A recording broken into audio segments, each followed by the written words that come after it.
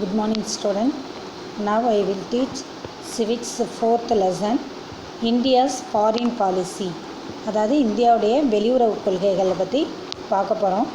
Learning object இதில் நம்ம என்னெல்லாம் கற்றுக்க போகிறோம் அப்படின்னு பார்த்தீங்கன்னா, after studying this lesson student will be able to, இந்த லெசனை படித்து முடித்த பிறகு நீங்கள் இதில் என்ன கற்றுக்கிட்டீங்க தெரிஞ்சுக்கிட்டீங்க அப்படின்றத கீழே கொடுத்துருக்காங்க. Identify the basic principles of Indian foreign policy, அதாவது இந்திய வெளிநாட்டு கொள்கையோட அடிப்படை கோட்பாடுகள் என்ன அப்படின்றத பற்றி நாம் தெரிஞ்சுக்க போகிறோம். Explain the meaning and significance of non alignment அப்படின்னா அணிசேரா கொள்கை அப்படின்றது ஒன்று. இந்த அணிசேரா இயக்கத்துடைய மீனிங் பொருள் என்ன, அதோடைய முக்கியத்துவம் என்ன, சிக்னிஃபிகன்ட் முக்கியத்துவம் என்ன அப்படின்றத பற்றி விரிவாக தெரிஞ்சுக்க போகிறோம். Analyse the stages of our foreign policy, அதாவது வெளியுறவு கொள்கையுடைய நிலைமையை பற்றி நம்ம ஆராய்ச்சி பண்ண போகிறோம், ஆராய்ந்தறிய போகிறோம். Next one, explain the importance of foreign policy, அதாவது வெளியுறவு கொள்கையோடைய முக்கியத்துவத்தை பற்றி நம்ம விரிவாக தெரிஞ்சுக்க போகிறோம். Recognise the difference between domestic policy and foreign policy. Domestic policy அப்படின்னா உள்நாட்டு கொள்கைன்னு அர்த்தம், ஃபாரின் பாலிசினா வெளிநாட்டு கொள்கைகள். இது ரெண்டுக்கும் உள்ள வேறுபாடுகள் என்ன அப்படின்றத கற்றுக்க போகிறோம். First introduction. Foreign policy can be define as the country's policy that is conceived, designed and formulated to safeguard and promote her national interest in her external affairs in the context of relationships with other countries, both bilateral and multilateral. அதாவது foreign policy அப்படின்னா வெளியுறவு கொள்கை அப்படின்னு பார்த்துருக்கோம். வெளியுறவு கொள்கை அப்படின்னா என்ன அப்படின்னு பார்த்தீங்கன்னா, வெளிநாட்டோடைய விவகாரங்களில் நம்ம என்ன பண்ணிக்கலாம், ஃபார்முலேட் டு சேஃப்கார்டு, அதாவது தேசிய நலனை பாதுகாக்கிறது, ப்ரொமோட்டு மேம்படுத்திக்கிறதுக்கு உதவுது. அடுத்தது இன்னொரு நாடோட நம்மளுடைய ரிலேஷன்ஷிப் உறவுகளை மேம்படுத்துது.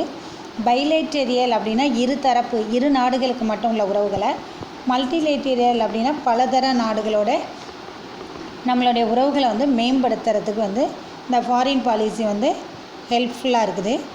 It seeks to secure the best interest of the people, territory and economy of the country.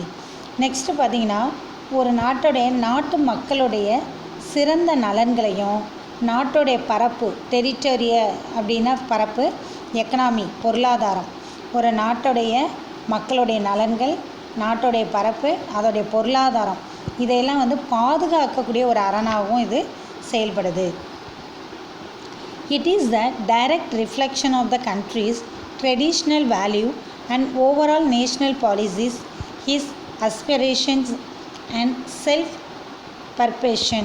அதை இன்னொன்று பார்த்திங்கன்னா எதெல்லாம் நேரடியாக ரிஃப்ளெக்ட் ஆகுது அப்படின்னு பார்த்திங்கன்னா, ஃபாரின் பாலிசி மூலியமாக ட்ரெடிஷ்னல் வேல்யூஸ் நாட்டோடைய பாரம்பரிய மதிப்புகள், ஓவரால் நேஷ்னல் பாலிசிஸ் அதாவது ஒட்டுமொத்த தேசிய கொள்கைகளை, அடுத்தது அஸ்பிரேஷன் அப்படின்னா எதிர்பார்ப்புகளை, செல்ஃப் பர்பஷன் அப்படின்னா சுய கருத்துக்களை, இது எல்லாத்தையும் நேரடியாக பிரதிபலிக்கக்கூடிய ஒன்று தான் இந்த ஃபாரின் பாலிசி அப்படின்னு சொல்கிறாங்க. Nation have also been interdependent. இன்றைக்கி நாடு எல்லாமே பார்த்திங்கன்னா இன்னொருத்தரை ஒன்றை சார்ந்து தான் வாழ்ந்துக்கிட்டு இருக்கோம். இன்டர்டிபெண்ட் அப்படின்னா சார்ந்திருத்தல். இன்றைக்கி நம்ம எல்லாருமே என்ன பண்ணுறோம், ஒருத்தர் சார்ந்து தான் இருக்கிறோம். Interdependence has been an incontrovertible fact of international relationship. இன்றைக்கி உலக அளவில் ஒரு உறவை ஏற்படுத்துறது ஒருத்தர் சார்ந்து வாழ்கிறது அப்படின்றது இன்றைக்கி இன்றியமையாத ஒன்றா ஆயிடுச்சு. இன்றைக்கி நம்ம மட்டும் தனியாக ஒரு வீட்டில் வாழலாம் அப்படின்லாம் இருக்க முடியுதா? நமக்குன்னு 4 பேர் வேணும் அப்படின்னு நினைக்கிறோம் இல்லையா? அதே மாதிரி தான் நாடும் என்னது, நம்மளும் பல நாடுகளோட ஒரு ரிலேஷன்ஷிப், ஒரு இணக்கமான வாழ்க்கை வாழணும் அப்படின்னா நம்ம இன்னொருத்தரை சார்ந்து வாழணும் அப்படின்ற ஒரு நிலைமை தான் உருவாயிருக்கு. The main tools of foreign policy are treaties and executive agreement, appoint ambassadors, foreign aid, international trade and armed force. இன்றைக்கி பார்த்திங்கன்னா இதோடைய ஃபாரின் பாலிசி வெளிநாட்டு கொள்கையோட முக்கியமான கருவியாக என்னென்ன அப்படின்னு பார்த்திங்கன்னா ட்ரீட்டிஸ் அப்படின்னா உடன்படிக்கைகள். இன்னும் 2 நாடு வந்து உடன்படிக்கைகளை செஞ்சுக்கிறது. எக்ஸிக்யூட்டிவ் அக்ரிமெண்ட் அப்படின்னு பார்த்திங்கன்னா அதாவது நிர்வாகம் சம்மந்தமான ஒப்பந்தங்களில் வந்து கையெழுத்திடுறது. அப்பாயிண்டிங் அம்பாஸ்டர் அப்படின்னா தூதுவர்கள்னு அர்த்தம். இந்த தூதுவர்களை நியமிக்கிறது. இப்போ வெளிநாட்டு தூதர்லாம் வந்து நம்ம நாட்டில் இருக்கிறது, நம்ம நாட்டு தூதர் வந்து மற்ற கண்ட்ரீஸ்லாம் போயிருக்கிறது, அவங்களையெல்லாம் நியமிக்கிறது. ஃபாரின் எய்ட் அப்படின்னு பார்த்திங்கன்னா வெளிநாட்டுடைய உதவி. வெளிநாட்டில் வந்து நமக்கு மானியங்கள் இதெல்லாம் கொடுப்பாங்க, அந்த உதவி. இன்டர்நேஷ்னல் ட்ரேடு சர்வதேச வாணிகம், நம்ம வந்து மற்ற நாட்டோட வந்து வியாபாரம் செய்கிறது. ஆர்ம்டு ஃபோர்ஸ் ஆயுதப்படைகளை, இன்றைக்கி நம்ம வந்து ரஷ்யாக்கிட்டேலாம் வந்து போர்ப்படைகள், ஃப்ரான்ஸுக்கிட்டேலாம் அப்படி வாங்கியிருக்கோம் இல்லையா, இப்படியெல்லாம் செய்கிறோன்னா அதுக்கு என்ன ரீசன் அப்படின்னு பார்த்திங்கன்னா இந்த ஃபாரின் பாலிசி வெளிநாட்டு கொள்கை இதுதான் வந்து ஒரு முக்கிய காரணம் அப்படின்னு சொல்கிறாங்க. நம்ம மற்ற நாட்டோட ட்ரீட்டிஸ் ஒப்பந்தங்கள்லாம் உடன்படிக்கைகள் இதுங்கிறோம்.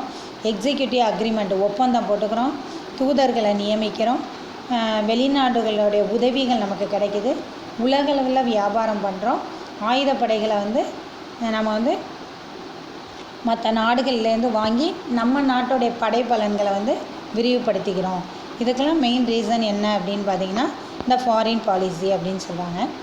நெக்ஸ்ட் ஒன், இந்த ministry of external affairs of India also known as foreign ministry comes under the government of India is responsible for the conduct of foreign relations of India.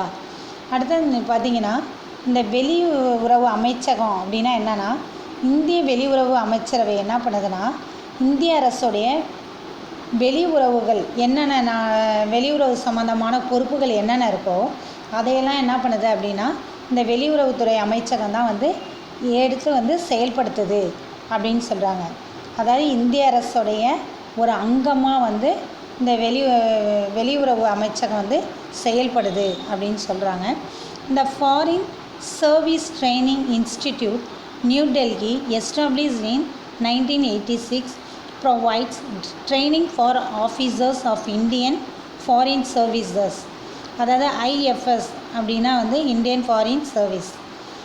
Next one பார்த்திங்கன்னா 1986 வந்து நம்ம new டெல்லியில் வந்து என்ன பண்ணியிருக்காங்க அப்படின்னு பார்த்திங்கன்னா இந்திய வெளிநாட்டு சேவை பயிற்சி நிறுவனம் அப்படின்ற ஒரு நிறுவனத்தை வந்து விரிவுபடுத்தியிருக்காங்க. அந்த நிறுவனம் மூலியமாக பார்த்திங்கன்னா training for the office of Indian foreign service, இந்திய வெளியுறவு சேவை அதிகாரிகள் இருக்காங்க இல்லையா, அவங்களுக்கு வந்து பயிற்சி கொடுக்குறாங்க, ட்ரைனிங் வந்து கொடுத்துக்கிட்டு இருக்காங்க.